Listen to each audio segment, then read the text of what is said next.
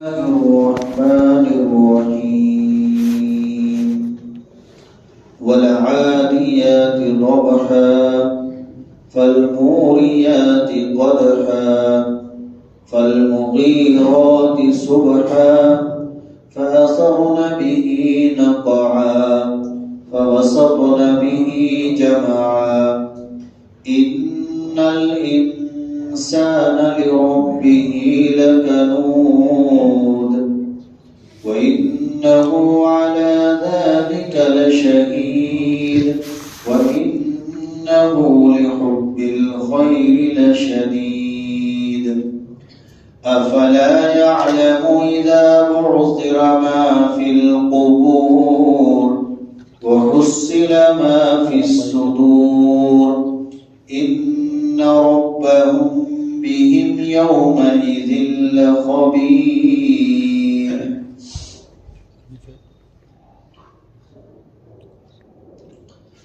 اس سورت کا نام سورۃ العادیات ہے. یہ سورت مکی ہے یا مدنی؟ اس میں حضرات صحابہ کرام اور حضرات تابعین کی دونوں رائے ہیں. بعض صحابہ اور تابعین فرماتے ہیں کہ مکی سورت ہے، مکہ مکرمہ میں نازل ہوئی ہے ہجرت سے پہلے، اور بعض فرماتے ہیں کہ ہجرت کے بعد نازل ہوئی ہے لہذا مدنی سورت ہے. اس سورت شریفہ میں اللہ تعالی نے قسم کھا کر انسان کی دو صفتیں بیان کی ہیں اور انسان کے دو عیب بیان کیے اور اشارہ یہ کرنا ہے، بتانا یہ ہے کہ انسان اپنے اندر سے ان عیبوں کو، ان برائیوں کو نکال لے. اللہ نے گھوڑوں کی قسم کھائی، چنانچہ فرمایا وَالْعَادِيَاتِ ضَبْحًا. اللہ کو قسم کی ضرورت نہیں، اللہ کی بات پکی ہے، سچی ہے. ہمارے اور آپ کے اعتبار سے قسم کی ضرورت پیش آتی ہے بات کی پختگی کی اور اس کی مضبوطی کو بیان کرنے کے لیے کہ میں جو بات کر رہا ہوں وہ بالکل پکی ہے، پختہ ہے. تو یہ قسم بھی ہمارے ہی اعتبار سے. اور اللہ نے گھوڑوں کی قسم کھائی، پہلے گھوڑوں کی صفتیں بیان کی ہے. انسان گھوڑے کو پالتا ہے. اللہ پاک فرماتے ہیں قسم ہے ان گھوڑوں کی جو ہانپ ہانپ کر دوڑتے ہیں. عادیات دوڑنے والے گھوڑے. جب گھوڑا دوڑتا ہے تو اس کے منہ سے ایک آواز نکلتی ہے، عربی میں اس کو ضبحہ کہتے ہیں، ہانپنا جسے ہم کہتے ہیں. گھوڑا دوڑ رہا ہے، دوڑتا ہوا آپ نے دیکھا ہوگا تو اس کے منہ سے ایک آواز نکلتی ہے، اسے ضبحہ کہتے ہیں. تو اللہ پاک فرماتے ہیں قسم ہے ان گھوڑوں کی جو ہانپ ہانپ کر دوڑتے ہیں. فالموریات قدحا، پھر جو اپنے ٹاپوں سے چنگاریاں اڑاتے ہیں، چنگارے نکلتے ہیں. جب گھوڑا کھوری لگی ہوئی ہوتی ہے اور دوڑتا ہے اور پتھر پر تیزی کے ساتھ اس کا پیر پڑتا ہے تو وہ چنگاری نکلتی ہے. پتھریلی زمین پر جب اس کا پیر پڑتا ہے تو اس سے چنگاریاں نکلتی ہیں. فالموریات صبحا فالمغیرات صبحا، پھر صبح کے وقت وہ حملہ کرنے والے ہوتے ہیں، یلغار کرتے ہیں. جہاں حملہ جنگ میں لے جا رہے ہیں تو وہاں حملہ کرتے ہیں. ابھی بتاؤ. فَأَثَرْنَ بِهِ نَقْعًا، پھر اس موقع پر غبار اڑاتے ہیں. کہیں اگر گرد و غبار والی جگہ آ گئی تو خوب غبار اڑاتے چلے جاتے ہیں گرد میں. فَوَسَطْنَ بِهِ جَمْعًا، اور پھر اسی وقت کسی جمگھٹے کے بیچوں بیچ جا گھستے ہیں. اللہ تعالی نے گھوڑے کا تذکرہ یہاں فرمایا. پہلے گھوڑے کی صفات بیان کہ اے انسان دیکھ، تو گھوڑے کو پالتا ہے، اسے جو کچھ کھلاتا ہے وہ چیز تو نے نہیں پیدا کی. انسان گھوڑے کو گھاس دانا کھلاتا ہے تو گھاس دانا انسان نے نہیں پیدا کیا بلکہ وہ اللہ نے پیدا کیا ہے. لیکن وہ گھوڑا کتنا وفادار ہوتا ہے کہ اپنے مالک کی جو ظاہری مالک ہے، حقیقی مالک تو اللہ ہے، جو اپنے ظاہری مالک یعنی جو گھاس دانہ دے رہا ہے اس کو سبب بنا ہوا ہے، اس کے حکم کی تعمیل کرتا ہے، اس کے حکم کو مانتا ہے، اور اپنے مالک کی وہ دشمنوں سے پوری حفاظت بھی کرتا ہے، تاکہ اپنی جان دے دیتا ہے۔ اللہ پاک فرماتے ہیں کہ دیکھو تم گھوڑے پالتے ہو۔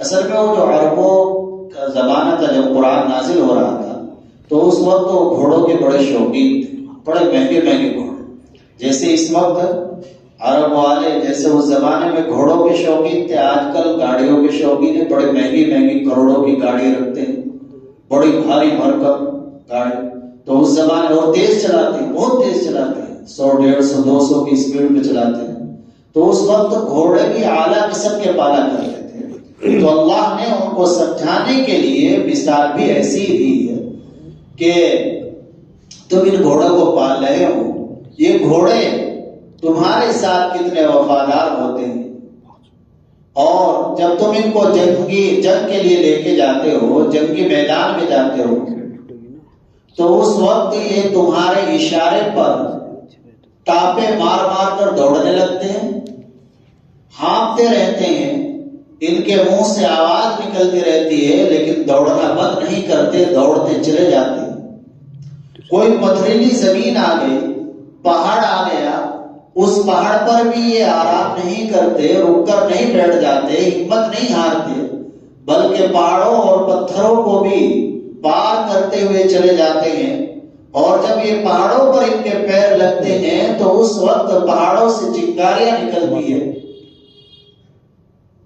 جب پتھر پر ان کا پیر ڈلتا ہے تو اس وقت چنگاریاں نکلتی ہے، اور پھر جہاں تم ان کو لے کر جا رہے ہو، راتوں رات چلے، صبح کا وقت ہوا تو دشمن پر حملے میں تمہارے ساتھ شریک حملہ کر دیتے ہیں، یلغار کر دیتے ہیں۔ فَأَثَرْنَ بِهِ نَقْعًا، کہیں گرد و غبار والی جگہ آئی ہے تو وہاں گرد و غبار کو اڑاتے ہوئے چلے جاتے ہیں، اور فَوَسَطْنَ بِهِ جَمْعًا، اور پھر اسی موقع پر یہ دشمنوں کے جب گھٹے میں جا گھستے ہیں، اپنی جان کی پرواہ نہیں کرتے، اپنے پالنے والے کی، اپنے مالک کی حکموں کی تعمیل کرتے ہیں، اس کے حکموں کو مانتے ہیں اور اس کی حفاظت کرتے ہیں۔ تو اے انسان، تو کیا گھوڑے سے بھی گیا گزرا ہے؟ اللہ نے تجھے اتنی نعمتوں سے نوازا، اشرف المخلوقات بنایا، اللہ نے تجھے عقل دی ہے، خوبصورت اللہ نے تجھے بنایا ہے، سب کچھ اللہ تجھے دے رہے ہیں، سب کچھ اللہ تجھے دے رہے ہیں، تو کیا تو گھوڑے سے بھی گیا گزرا نکلا؟ گھوڑا اپنے مالک کی حکموں کی تعمیل کر رہا ہے، حکموں کو مان رہا ہے، اس پر عمل کر رہا ہے، اور اپنے مالک کی حفاظت بھی کر رہا ہے، تو کیا ہے انسان تو اپنے مالک کا حکم نہیں مانتا؟ تجھے بھی تو اپنے مالک کا حکم ماننا چاہیے۔ اللہ نے انسان کو توجہ دلائی، ان الانسان لربہ لکنود، بے شک کہ یہ انسان گناہگار انسان اپنے رب کا بڑا ناشکرا ہے، کنود۔ حسن بصری رحمت اللہ علیہ فرماتے ہیں کنود اس شخص کو کہا جاتا ہے کہ جو مصیبت کو تو یاد رکھے، نعمت کو یاد نہ رکھے۔ کوئی پریشانی آ گئی تو اس پریشانی کو تو یاد رکھتا ہے، کہتا پھرتا ہے، اور اللہ کی جو بے شمار نعمتیں ان کو یاد نہیں رکھتا، تو ایسے شخص کو کنود کہا جاتا ہے۔ ایسا شخص کنود ہے کہ جو مصیبت کو یاد رکھے، نعمت کو یاد نہ رکھے۔ اور بعض مفسرین فرماتے ہیں کہ کنود جس کا ذکر قرآن میں ہے، اللہ نے قسم کھا کر جسے فرمایا ہے، اس انسان کو کہتے ہیں جو اللہ کی دی ہوئی نعمتوں کو گناہ کے کاموں میں خرچ کرتا ہے۔ اللہ نے نعمت دی ہے، اللہ نے طاقت دی ہے، آنکھیں دی اللہ نے، اللہ کی نعمت ہے، ان میں دیکھنے کی صلاحیت اللہ نے دی، یہ اللہ کی نعمت ہے۔ اب اس سے اچھی چیزیں دیکھنے کے بجائے گناہ کی چیزیں دیکھ رہا ہے تو یہ شخص کنود ہے، یہ کنود ہے، یہ اللہ کی دی ہوئی نعمت کو اللہ کی نافرمانی میں استعمال کر رہا ہے، اللہ نے زبان دی ہے، ایک اللہ کی بڑی نعمت ہے. اس نعمت کی قدر اس سے پوچھو جو بول نہیں سکتا ہے، جس کے پاس زبان نہیں ہے. انسان اس زبان کو غلط استعمال کر رہا ہے تو یہ شخص قنوط ہے.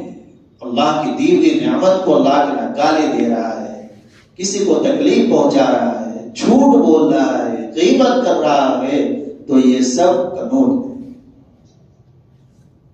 اللہ نے ہاتھ دیے، آدمی صحیح استعمال کرے، غلط جگہ استعمال کر رہا ہے، ہاتھوں سے چوری کر رہا ہے، ہاتھوں سے کسی پر ظلم کر رہا ہے، تو یہ اللہ کی نعمت کو نافرمانی میں اور گناہ کے کام میں استعمال کرنا، تو ایسا شخص قنوط ہے. اللہ فرماتے ہیں ان الانسان لربہ لقنوط، بے شک یہ انسان اپنے رب کا بڑا ہی ناشکرا ہے. اللہ کی نعمت دی، انسان اللہ کا شکر گزار بنتا ہے.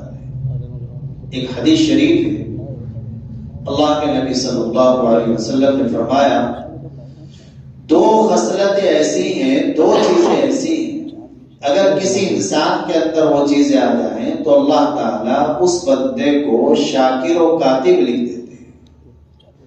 اللہ تعالیٰ اس بندے کو شکر گزار بندوں میں لکھ دیتے ہیں، اور اللہ تعالیٰ اس بندے کو صابر بھی لکھ دیتے ہیں. کیا ہے وہ دو چیزیں؟ فرمایا ایک چیز تو یہ ہے کہ دین کے معاملے میں اپنے سے اوپر والے کو دیکھیں.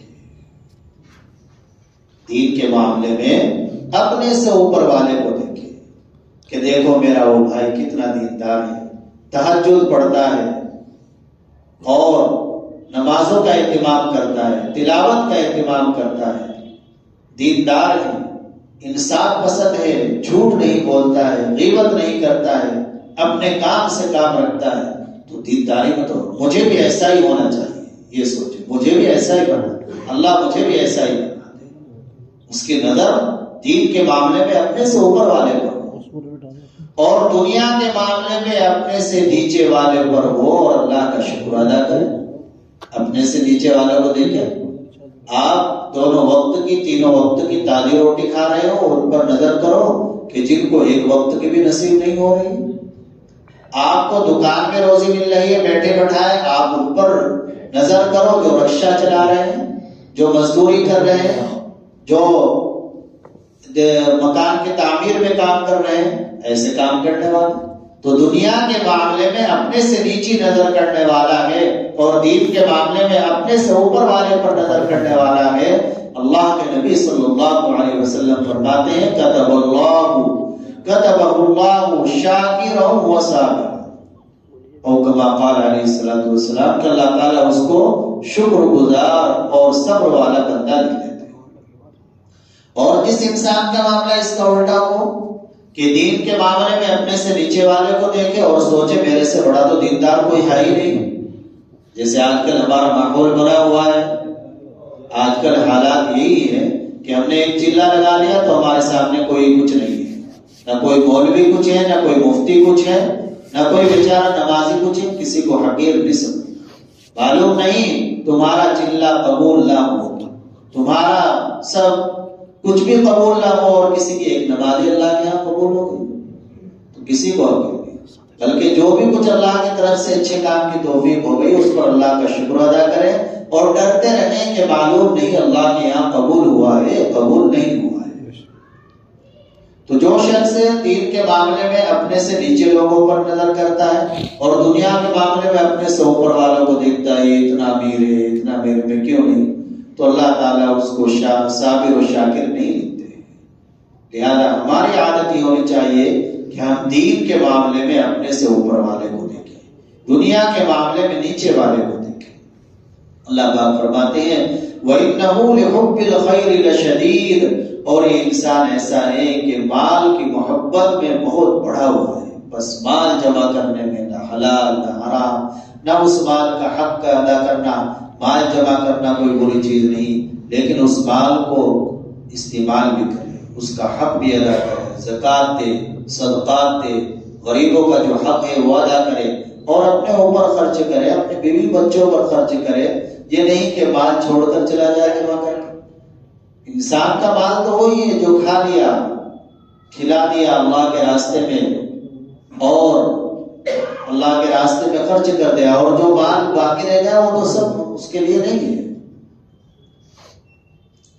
افلا يعلم اذا بعثر ما في القبور، کیا اس انسان کو معلوم نہیں کہ جب قبروں سے اذا بعثر ما في القبور، کہ جب سب ان تمام چیزوں کو اٹھا دیا جائے گا، ظاہر کر دیا جائے گا جو قبروں کے اندر ہے، ایک دن آئے گا کہ اللہ کے سامنے حاضر ہونا ہے سب۔ وحصل ما في الصدور، اور جو سینوں کے اندر باتیں چھپا رکھی ہے ان کو بھی ظاہر کر دیا جائے گا۔ خیال کتنی چیزیں ایسی ہوتی ہیں انسان سوچتا ہے کسی کو پتہ نہیں، مجھے کو پتہ ہے، اللہ کو وہ بھی پتہ ہے۔ اللہ ہمارے حالات کو جانتے ہیں، ہمارے خیالات کو جانتے ہیں۔